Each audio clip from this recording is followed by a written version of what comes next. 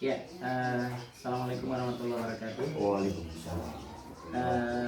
Sahabat Kariku, komunitas anti riba, alhamdulillah saya bersilaturahmi berkunjung ke desa apa ini Pak? Kampung Said Muncang, Kampung Said Muncang, Desa Cisaid, Desa Cisaid, Kecamatan Keragilan. Kecamatan Keragilan, Kabupaten Serang. Alhamdulillah saya bersilaturahmi ke Pak Ustadz Muhammad Makidi dan beliau Bapak RW Pak Satria. Alhamdulillah tadi sudah bisa melaksanakan sholat berjamaah, sholat zuhur. Kami berbincang-bincang dengan beliau dalam rangka bagaimana kita ada syiar dakwah membantu masyarakat supaya terbebas dari lilitan hutang dan terhindar dari riba. Kita tahu bahwa masyarakat kita, apalagi di masa saat ini rasanya sulit Pak. Dari sisi ekonomi kita pun karena ada PPKM juga sulit, ya kan? Terus juga hutang juga pasti hubungannya dari tahun-tahun sebelumnya, kan itu juga harus dibayar oleh kita. Solusinya gimana, apalagi dalam masa pandemi ini apa yang harus kita lakukan, kan begitu Pak ya. Jadi saya ada satu solusi di mana solusi ini membantu masyarakat bebas dari hutang dan riba, dan yang kedua adalah bagaimana kita bisa merubah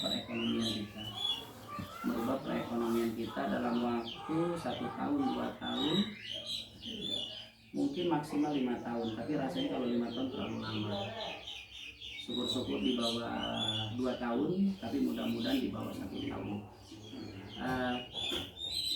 Pak RW, saya mengajak kepada umat Islam yang diikat dengan kalimat la ilaha illallah, karena kita ini kan saudara seiman yang dibawa oleh Nabi kita Muhammad SAW, dan beliau ini adalah orang yang selalu berusaha bagaimana bisa memberikan kebahagiaan untuk orang lain, bisa memberikan kemaslahatan untuk orang lain, dan mudah-mudahan kalau kita memberikan kemaslahatan untuk orang lain, memberikan solusi, maka di situ kita sebagai ladang amal pahala kita, insya Allah. Nah, itu yang pertama. Terus yang kedua, kenapa masyarakat itu dia kalau ingin beli mobil pasti dia hubungannya dengan leasing, karena dia nggak bisa beli mobil cash karena nilainya besar Pak, 200 juta, 300 juta, kan itu ya.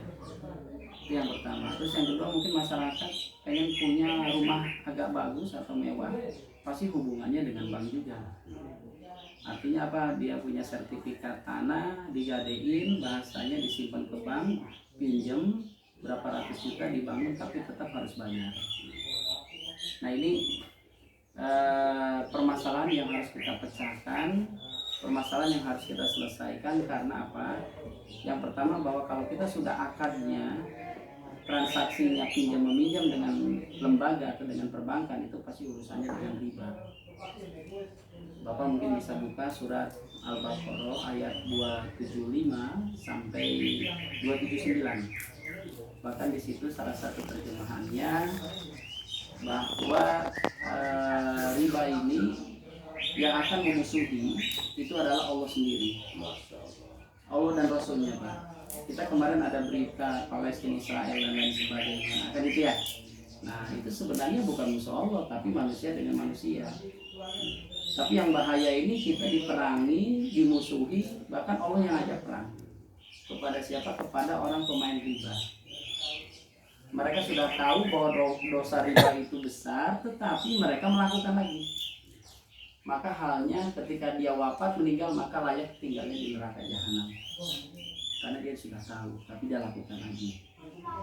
Ditambah lagi bahwa riba ini sama halnya kita berzina dengan ibu kandung kita sendiri.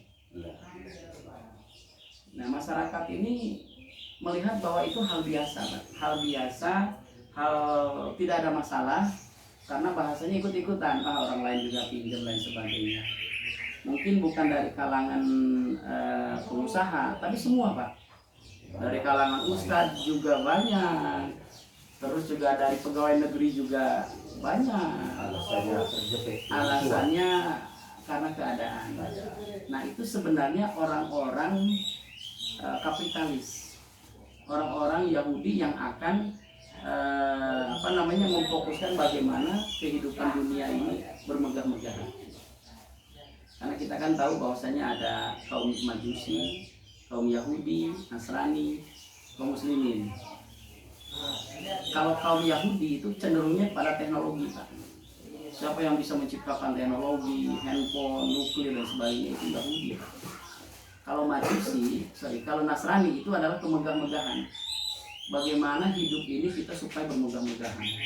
Makanya kamar mandi itu disetting kayak kamar tidur.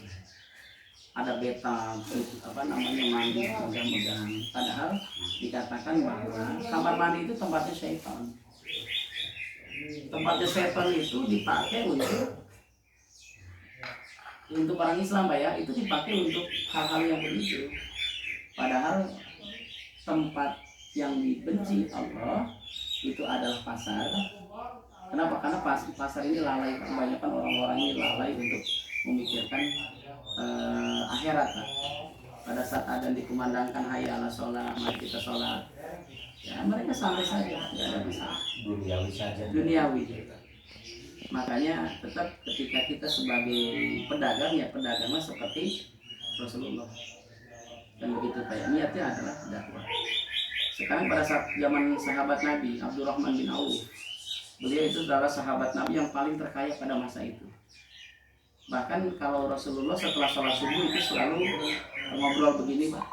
Siapa yang mimpi? Jadi mentabirkan mimpi. Pada waktu itu kata Rasulullah, saya semalam sahabat saya melihat di surga semua. Tapi kenapa saya tidak melihat Abdurrahman bin Auf? Karena pada waktu itu Abdurrahman bin Auf adalah orang yang paling kaya.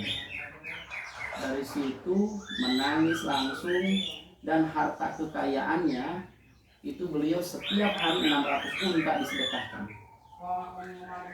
Kenapa? Karena tadi harta yang banyak, harta yang berlimpah, kalau kita dibawa ke jalan agama, maka di situ akan jadi ladang amal pahala. Kalau harta itu di jalan salah, kita dapat dengan korupsi dan sebagainya, maka itu akan diajar.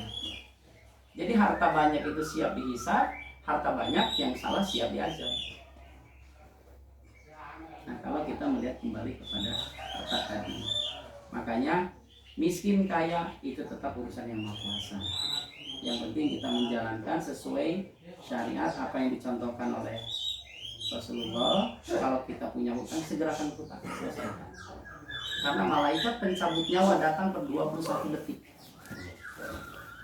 Datang lagi, kata Allah mati. Makanya saat ini banyak manusia yang meninggal itu bukan karena corona.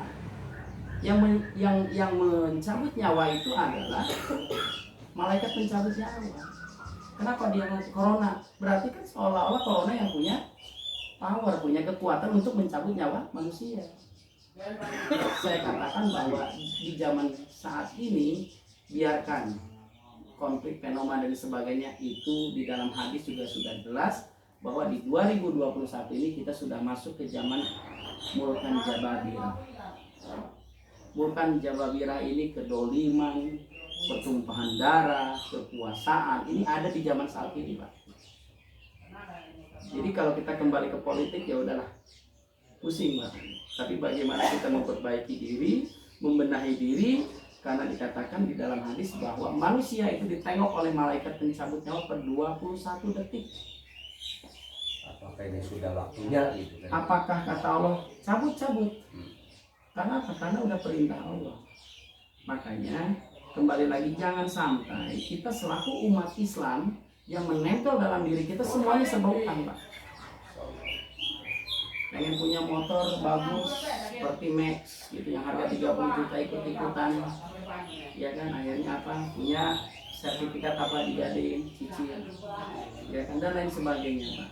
Maka dari situ Bapak Pak RW sekarang misalnya umur 40 sekian, 46 misalnya kan, apakah Pak RW akan mencapai 46 ke depan? Tidak, Pak. Wallahu a'lam. Umur kita ini 60-70 tahun Pak. Orang-orang yang beriman, orang-orang soleh jelas diwafatkannya akan lebih cepat Pak. Apalagi sekarang umur umat Islam tidak lebih dari 1500 Hijriah.